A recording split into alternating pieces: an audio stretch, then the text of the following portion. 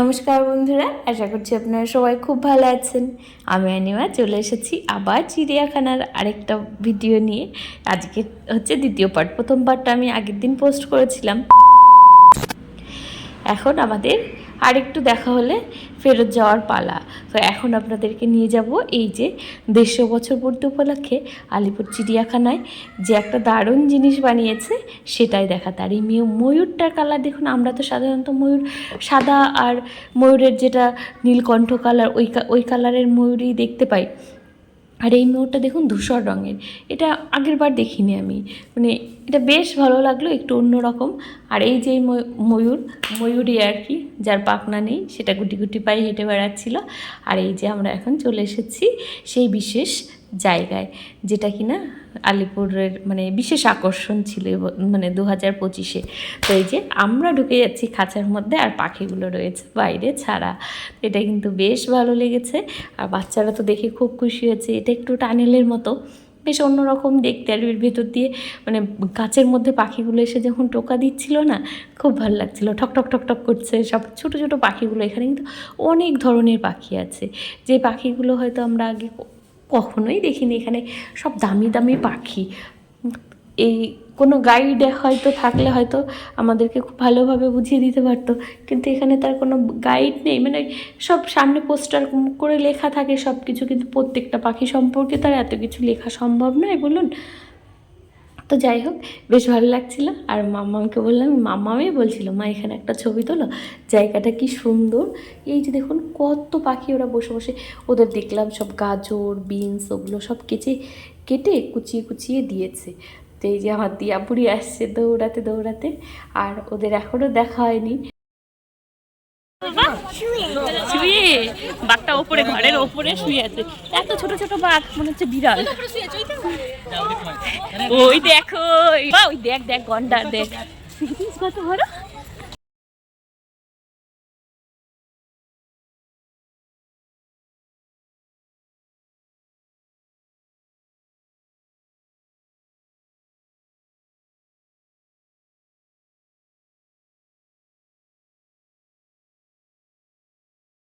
তো দেখতে দেখতে আমরা এসেছিলাম এই যে গন্ডারের কাছে।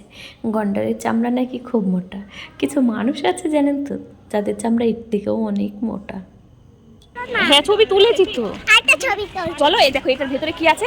পাপারা চলে গেল, দেখি এই পেঁচার ভেতরে কি আছে, পেঁচার পেটের ভেতরে কি আছে।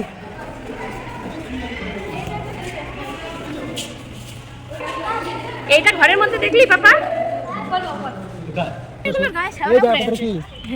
কুমিরগুলো জলে নেমেছিল, দেখেছো দিয়া? ওই যে শুয়ে আছে দেখো, ক্রোকোডাইল দেখেছো? ওই দেখো কুমিরের দাঁতগুলো দেখ পাপা, আঁকা বাঁকা হয়ে রয়েছে। হ্যাঁ, কত ক্রোকোডাইল। এবার আমরা চলে এসেছি সাপ দেখতে। আমার বর ভাবছিল সাপগুলো হয়তো অন্য রাস্তায় চলে গেছে, দেখতেই পারবো না। কিন্তু আমার মনে ছিল যে আমরা এই রাস্তা দিয়ে ঘুরে ঘুরেই সাপগুলো দেখেছিলাম। তো এখানে বিভিন্ন ধরনের সাপ আছে, কিন্তু এবারকার সাপগুলো মনে হচ্ছে একটু ছোট।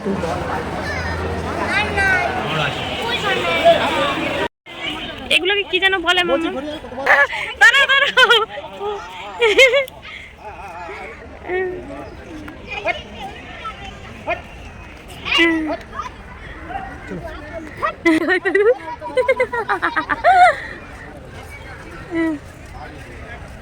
এগুলো কিন্তু অনেকটা ডাইনোসরের মতোই কোয়ালিটি। এ দেখো কাছে একটা হরিণ। হ্যাঁ, এটা বাছুরের মতো।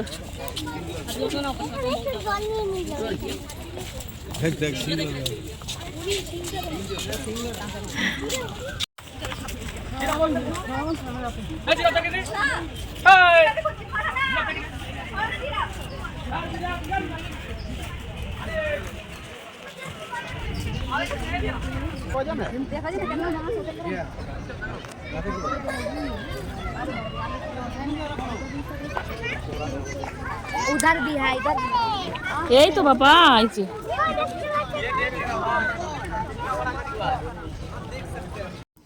এপাশেই কচ্ছপের পালা। কচ্ছপটার কত ওজন জানেন? সবাই তো বলছিল কচ্ছপটার নাকি 250 কিলো ওজন। আমি ঠিক শিওর না, সবাই যেটা বলছিল সেটাই শুনছিলাম। তো ওটা কচ্ছপ দেখা হয়ে গেছে। আর আর তেমন কিছু নেই এদিকটাতে আছে একটা শিম্পাঞ্জি, আর আছে এই যে এগুলো কি পাখি যেন নাম, মানে নাম ছিল ভুলে গেছি। আর এই যে কতগুলো জেব্রা। আমার পাপা তো দেখে বলছে কি, ওই দেখো মা জেব্রা ক্রসিং, জেব্রা ক্রসিং। এই যে সবাই ছবি তোলার চেষ্টা করছিল, কিন্তু নেটগুলো এমনভাবে দেওয়া বোঝা যাচ্ছিল না। আর এটার নাম ছিল লেমুর। এই যে লেজটা দেখুন কি সুন্দর না, মনে হচ্ছে কোনো একটা তার ঢুকিয়ে তারপরে বাঁকা করে দিয়েছে। এর লেজটা দেখতে খুব ভালো লাগছিল। আর এটা না এই গাছ থেকে ও গাছে লাফিয়ে লাফিয়ে বেড়াচ্ছিল, তো বেশ ভালোই লাগলো। আজকে সব কিছু দেখতে পেয়েছি আমরা, সব কিছু। এবার ফিরে যাওয়ার পালা। এখান থেকে আমরা এবার যাওয়ার সময় ভাবছি মেট্রো ধরে যাব, মানে এখান থেকে চিড়িয়াখানা থেকে যাওয়ার সময় রবীন্দ্র সদন হলো সব থেকে কাছের মেট্রো স্টেশন। এখান থেকে যে কোনো বাস কিংবা টোটোতে করে যাওয়া যায়। টোটো তো তেমন দেখলাম না রাস্তাতে, ওই 230 নম্বর বাস ধরেই যেতে হবে। ওই রবীন্দ্র সদনের সামনে নেমে ওখান থেকে মেট্রো ধরে স্প্ল্যানেড থেকে হাওড়া। ভাড়া বেশি না, স্প্ল্যানেড থেকে আমরা উঠেছিলাম, ওখান থেকে মাত্র 10 টাকায় হাওড়া পৌঁছে গেছি। বেশ একটা নতুন অভিজ্ঞতা ছিল এবার এখান থেকে যাওয়ার জন্য। আর এই যে একটা জিনিস বাকি ছিল আমাদের, ওই যে দেখুন, ওটা হচ্ছে শিম্পাঞ্জি। একটুখানি এলো, এসে আবার ঘরে ঢুকে গেল, এদিকটায় আর আসেনি। তো আর দেখার কিছু নেই, এটাই ছিল শেষ। এবার আমাদের ফিরে যাওয়ার পালা। ও যেটা বলছিলাম, এখান থেকে আমরা যাব এখন মেট্রো স্টেশন। তো দেখা যাক কী করে যাই। আমরা এখান থেকে বেরিয়ে একটুখানি ছবি তুলছিলাম সামনে দাঁড়িয়ে। আর জলের বোতলও শেষ, খাবার দাবার সব শেষ। খাবার দাবার তো তেমন আনিনি, বাড়ি থেকে খাবার নিয়ে আসবেন। ভেতরে যে কোনো খাবারের দাম না একটু বেশিই হয়, আর সব কিছু মন মতো পাওয়া যায় না। তো যাই হোক, আমরা খাবার দাবার নিয়ে এসেছিলাম, খাওয়া দাওয়া হলো, ঘোরা হলো। এখানে টয়লেটও আছে, সেটা ফ্রি, কোনো রকম মানে পে করতে হবে না আপনাকে। তো এই যে আমাদের আজকের মতো ঘোরা শেষ। এবার আমরা চলে যাচ্ছি, আমাদের গন্তব্য হচ্ছে কালনা। আমরা এখান থেকে যাব হাওড়া, হাওড়া থেকে হাওড়া কাটোয়া ধরে আমরা বাড়ি চলে যাব। কিংবা আজিমগঞ্জের ওই ট্রেনগুলোও চলে, ওগুলো ধরেও যেতে পারেন। আর এই যে ভিক্টোরিয়ার সামনে দিয়ে যাচ্ছিলাম, আমরা উঠেছি 230 নম্বর বাসে। এই বাস ধরে আমরা এখন এসপ্ল্যানেড পৌঁছাবো, ওখান থেকে তারপরে মেট্রো ধরে একবারে যাব। আসলে বাচ্চা কাচ্চা আছে তো সাথে, যার জন্য দুবার করে আর পাল্টাবো না। ওর পাপা বলল কি, একবারেই ওখান থেকে উঠবো, তো কোথায় গেলে সুবিধা হবে, আমরা তো অতটা পথঘাট চিনি না। ওই কয়েকজনকে জিজ্ঞেস করে করে তারপরে গেলাম। এই যে নন্দন, সবার আবেগ না কলকাতার মানুষের, এইটা আমারও ভীষণ একটা পছন্দের জায়গা। যদিও কোনো দিন যাওয়া হয়নি, ওই পত্রিকা ভিডিও এইসবে দেখে দেখেই এটার প্রতি কেমন একটা ভালোবাসা জন্মে গেছে। আমার যেন মানে খুব কাছের মনে হয় এই জায়গাগুলো। ভিক্টোরিয়াতে এর আগে এসেছি, এবার আর নামিনি। এই যে পার্কটা দেখুন কি সুন্দর, এটা মনে হয় ইলিয়ট পার্ক, আমার যতদূর ধারণা, ভুলে গেছি, অনেক বছর আগে গেছিলাম। আর ওই পারে তো মিলেনিয়াম পার্ক আছে, ওই জায়গাটাও বেশ সুন্দর। যদি এখন একবার দুবারই গেছি আমি, ওই হাওড়া যাওয়ার সময় ওখান দিয়ে তখনই গেছি। তো এখান দিয়ে যাচ্ছিলাম, আমার খুব ভালো লাগছিলো, মনে হচ্ছিলো এখান দিয়ে যদি হেঁটে হেঁটে যেতে পারতাম তাহলে কতই না ভালো হতো, ভালো লাগতো। আর এই কলকাতায় এসে এই যে হলুদ ট্যাক্সি, এটা আমি প্রথম যখন দেখেছিলাম, আমি না নিজের থেকেই কেমন একটা চিৎকার করে উঠেছিলাম, এই যে কলকাতা হলুদ ট্যাক্সি, হলুদ ট্যাক্সি। মানে ছোটো থাকতে যেটা হয়, অনেক বছর আগে প্রথম এসেছিলাম। আর সামনের ওই জায়গাটা কি জানি, কত বড় একটা বিল্ডিং দেখুন। যারা এখানে থাকেন তারা হয়তো নাম জানবেন, আমি না জানি না এটার নাম কি। তো আমরা চলে এসেছি আমাদের গন্তব্যে। এই যে ঢুকে গেলাম, বেশ অন্যরকম লাগছিল, একটু ভয় ভয়ও কাজ করছিল ভেতরে। ওর পাপা মাম্মা ওরা আগে আগে যাচ্ছিলো। এত বড় একটা স্টেশন, কোনো লোকজন নেই, 2-1 যাচ্ছে। ভেতরেও তেমন মানে খুব যে বেশি লোকজন তাও দেখলাম না। তারপর যখন ট্রেনটা আসার সময় হলো, তখন দেখলাম না, ভালোই তো কয়েকজন লোক সামনে চলে এলো। তা অবশ্য আমরা তখন অবধি কী করে যেতে হবে জানি না, কিন্তু আসলে একদমই নতুন। আর দিয়ানের বায়নাতেই আজকে আমরা এই যে মেট্রোতে চাপাবো। ওরা যতদিন বই পড়তে বসে শুধু বলে কি, মা এখানে কবে নিয়ে যাবে, আমরা কবে যাব। মানে তখন খুব একটা হয় না, বাবা মা হিসেবে খুব একটা খারাপ লাগে। তো এই যে এখন কি খুশি দেখুন, আর ওদের খুশি দেখে আমিও খুব খুশি। এই যে ওর বাবা টিকিট কাটছিল, এখান থেকে মাত্র 10 টাকা নিয়েছে। দিয়ানের জন্য টিকিট নেয়নি, আমরা দেখালাম এই যে ওদের বয়স 3 বছর, দিয়ে বললো লাগবে না, 3টে টিকিট দিল টিকিট মানে কাউন্টার থেকে। তো আর এই যে এখানে ব্যাগ রাখার সিস্টেমটাও কিন্তু বেশ ভালো লাগলো, ব্যাগগুলো মেশিনে চেকিং হয়ে আসে। তো এই যে এখানে টিকিটগুলো যে স্ক্যান করে আসতে হয়, এটাও আমাদের কাছে নতুন ছিল, আমরা জিজ্ঞেস করে তারপরে জানলাম। আর এখান থেকে বেরোনোর সময় সামনে 3টে ছেলে করেছে কি, নিজেদের স্ক্যান করতে পারছিল না, আমার টিকিটটা যেই ধরেছি একজন অমনি পালিয়ে গেছে। তারপরে সে যদিও আবার ফেরত গিয়ে আবার তার টিকিটটা আমাকে দিয়েছিল, যে এই টিকিটটা স্ক্যান করে আপনি আসুন।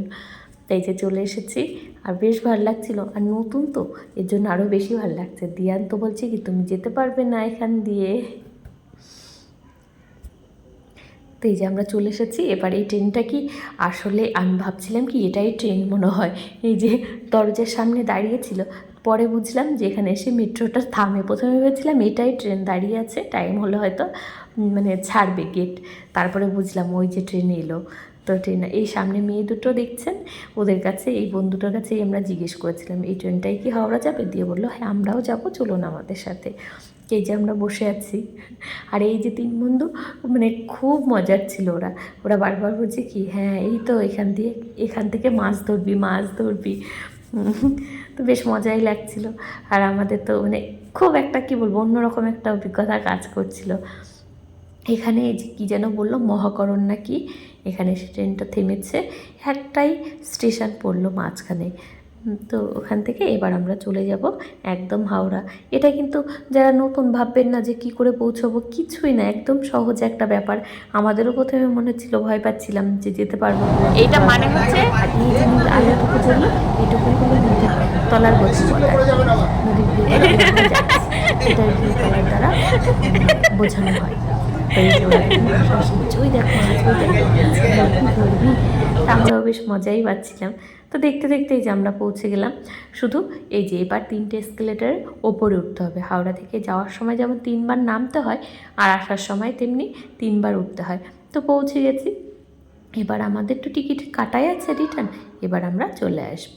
তো আপনারা যারা যাননি তারা খুব সহজেই এখান দিয়ে যাওয়া আসা করতে পারেন, একদম ভয় পাবেন না। তো এই যে আরেকটা আবেগের জায়গা হলো এই হাওড়া স্টেশন।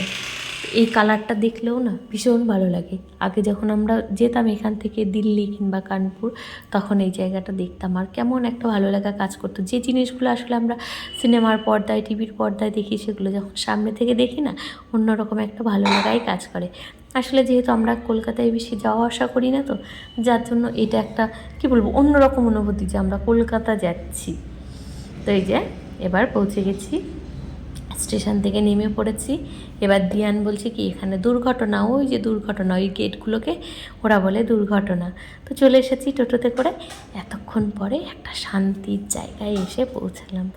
যে যেখানেই থাকে না কেন সারাদিন, দিন শেষে বাড়িটাই সবার সব থেকে প্রিয় আমি জানি। 2000 years later. ওই ব্যাগটা থাকলেই হতো। হ্যালো বন্ধুরা, অনেকক্ষণ পরে আবার এলাম। তো আমরা তো ঘুরতে গেছিলাম, সেখান থেকে এসে তারপর আবার রাতে খাবার দাবারটা রেডি করলাম। খুব ভালো ঘুরেছি আজকে। তো এখন ফ্রেশ হয়ে এই যে আমার এই ড্রেস পরে তবে শান্তি একটু ভালো লাগছে। আর খিদে পেয়েছিল খুব, আমার খাওয়া হয়ে গেছে। এবার ওদের জন্য খাবার বাড়বো, এসে আবার রান্না বাড়াও করলাম, কারণ বাড়িতে তো আর কেউ নেই, রান্না তো করতেই হতো। তো সব কিছু করা হয়ে গেছে। কী কী করলাম এখন এসে, এই যে বেগুন ভাজলাম একটু, বেগুন ভাজাটা বাবাও খাবে, ওর পাপাও খাবে। একটু গরম গরম ভাত করেছি, এই যে ধোয়া উঠছে এখনও। আর এটা হচ্ছে কালকে করেছিলাম চিলি পনিরটা, ফ্রিজেই রাখা ছিল। আর এই যে বাবার জন্য 2টো মাত্র পরোটা বানিয়েছে, একদম 2টো, একটাও এক্সট্রা বানায়নি। আর এখানে দুধ জাল দিলাম, দিয়ানকে খাইয়ে দেবো। আর এই ডালটুকু ছিল, আর বাবার জন্য যে শ্যামা চালের ভাত করেছি, এবার এটা দিয়ে তরকারি দিয়ে খেয়ে নেব। তো চলো খাওয়া দাওয়া করে নিই, তারপরে আবার দেখা হবে। তো আজকের মতো শুভরাত্রি, এরপরে আর ভিডিওটা কন্টিনিউ করবো না। সবাই খুব ভালো থাকবেন, সুস্থ থাকবেন, দেখা হবে পরের একটা নতুন ভিডিওতে। খুব তাড়াতাড়ি, টাটা।